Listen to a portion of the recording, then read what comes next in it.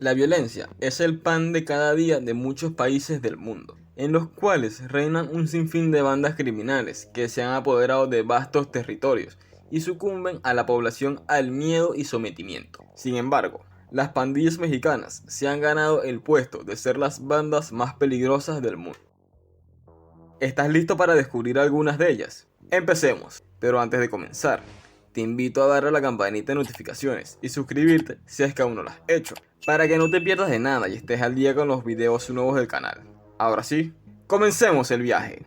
Las organizaciones criminales tienen cada vez mayor incidencia a nivel mundial. La criminalidad organizada siempre ha sido objeto de estudio de la criminología por las especiales características que presenta. Por ello, conocer las organizaciones criminales más violentas y peligrosas puede ayudar a establecer medidas preventivas para evitar uno de los tipos de delincuencia más perniciosa para la seguridad, especialmente para los estados de derecho, la división de poderes. Pero veamos más de ella. La Yakuza es una de las principales organizaciones criminales del mundo, con más de 1000 miembros y un volumen económico estimado de más de 15.000 millones de euros al año. En 1992, el gobierno japonés aprobó la ley anti-yakuza, pero no ha sido tan eficaz hasta la fecha. El origen de la organización japonesa data, como mínimo, del siglo XVI y se consideran a ellos mismos como herederos de los samuráis que pasaron a convertirse en mercenarios a sueldos. La agrupación buscaba controlar y garantizar la seguridad de sus territorios,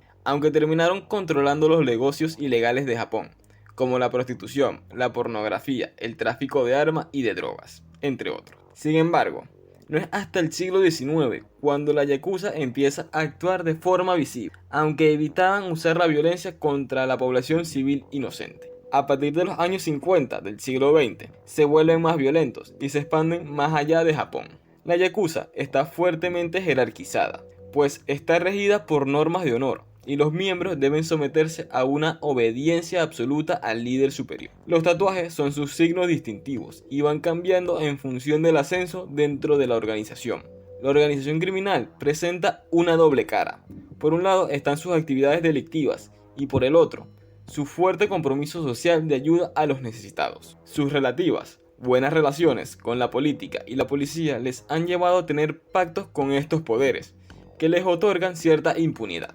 Esta impunidad, unida a su buena aceptación social, hace de la Yakuza un ente sumamente visible en la sociedad a cambio de mantener controlada la pequeña delincuencia. Las triadas.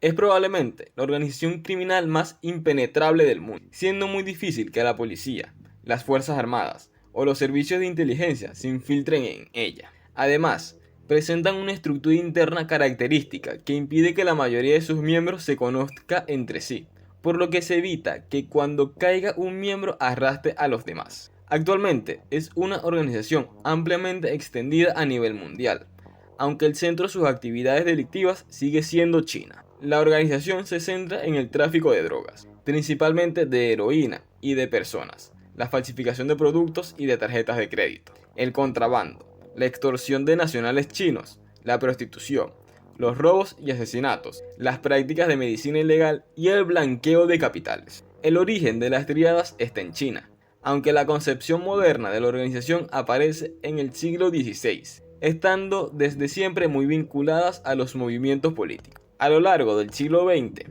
tras el auge del Partido Comunista en China, que reprimirá de manera considerable la criminalidad, la organización sale de su país de origen y comienza su actividad delictiva más allá de las fronteras de China, aunque siempre relacionada con sus compatriotas. Su estructura, presuntamente jerárquica, no es tal, puesto que solo se someten a ella para dirimir controversia, por lo que cada clan es absolutamente independiente en sus actividades delictivas, existiendo cierta descentralización que dificulta su investigación y desarticulación.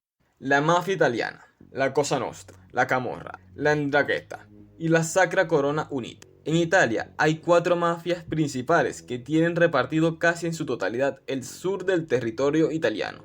Las 4 mafias italianas son la Cosa Nostra, la Camorra, la 'Ndrangheta y la Sacra Corona Unita. Todas ellas tienen una estructura similar muy centrada en la organización familiar.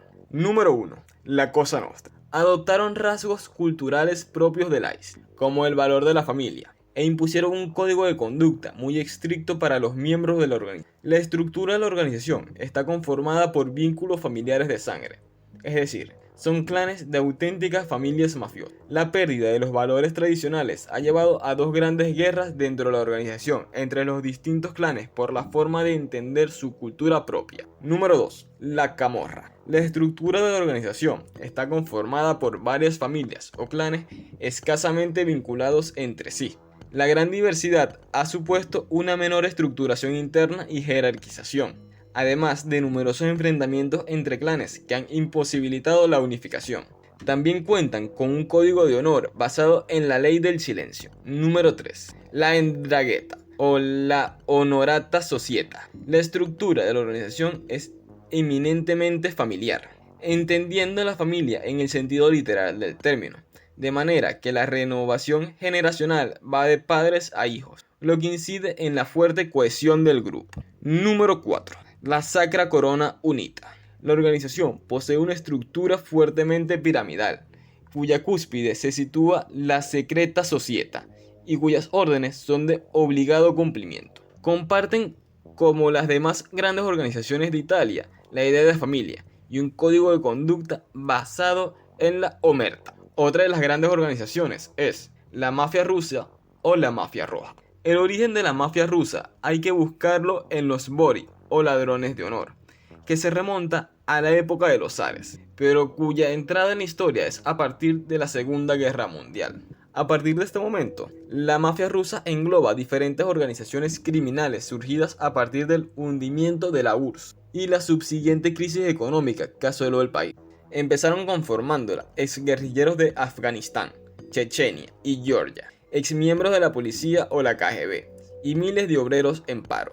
Los Bori, inicialmente, controlaban todo el mercado negro de Rusia, pero fueron haciendo suyas algunas de las prácticas de las organizaciones criminales occidentales y empezaron a dedicarse a los secuestros, los asesinatos, los atentados, el contrabando de productos de lujo o petróleo, el narcotráfico y el blanqueo de capitales. Los cárteles de la droga, Colombia y México. Número 1.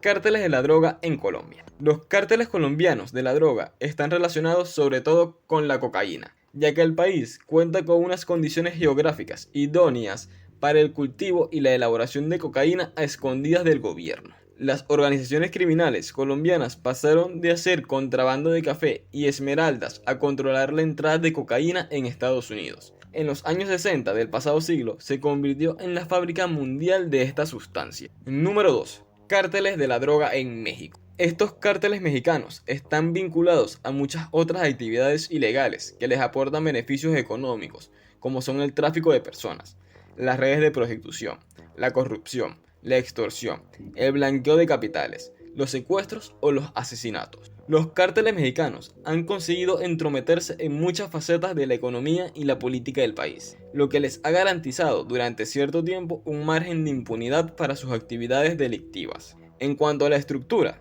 los cárteles mexicanos tienen una jerarquía más férrea que la de los cárteles colombianos, además de un elevado grado de especialización. Actualmente, los cárteles mexicanos siguen teniendo poder en el país, siendo los causantes de importantes olas de violencia contra funcionarios, policías y civiles, pero se ha conseguido reducir un poco la incidencia de los delitos cometidos. Y por último, uno de los más temidos, los Latin Kings. La organización surgió en los años 40, formada por inmigrantes puertorriqueños que eran acosados en Chicago. El grupo, que se formó para protegerse, contraatacar y defender su cultura, dio lugar a los Latin Kings. En los primeros años, la agrupación funcionó como un grupo de ayuda mutua dentro de la comunidad puertorriqueña. Sin embargo, a los pocos años, el grupo se transformó en una pandilla criminal. El crecimiento de la organización fue exponencial en toda la costa este de Estados Unidos, especialmente en los centros penitenciarios. Fue en una prisión de Connecticut, donde, al parecer, se redactó el Manifiesto del Rey, una especie de código de honor y conducta de la organización. Los Latin Kings se dedican a la venta de drogas, el tráfico de armas, los asesinatos, los robos, los secuestros, el blanqueo de capitales, el chantaje, la extorsión y la corrupción, entre otros delitos. También son muy frecuentes las peleas y enfrentamientos entre los miembros de las distintas bandas y entre los miembros del propio grupo por faltar el código de honor. Lo que diferencia a los Latin Kings de otras bandas criminales parecidas es su férrea disciplina y jerarquía, su ideología revolucionaria y la religión propia que han creado en torno a su cultura y la organización. Esto resulta muy atractivo para los adolescentes que están buscando unos ideales y una estructura en la que basar su vida. ¿Qué opinas de esto? Queremos saber tu opinión. Así que déjanos un comentario, ¿cuál te pareció más impresionante? Déjanos un like si te gustó el video. Y no olvides suscribirte y activar la campanita de notificaciones para que estés enterado de los nuevos videos que subimos al canal. Nos vemos en un próximo video.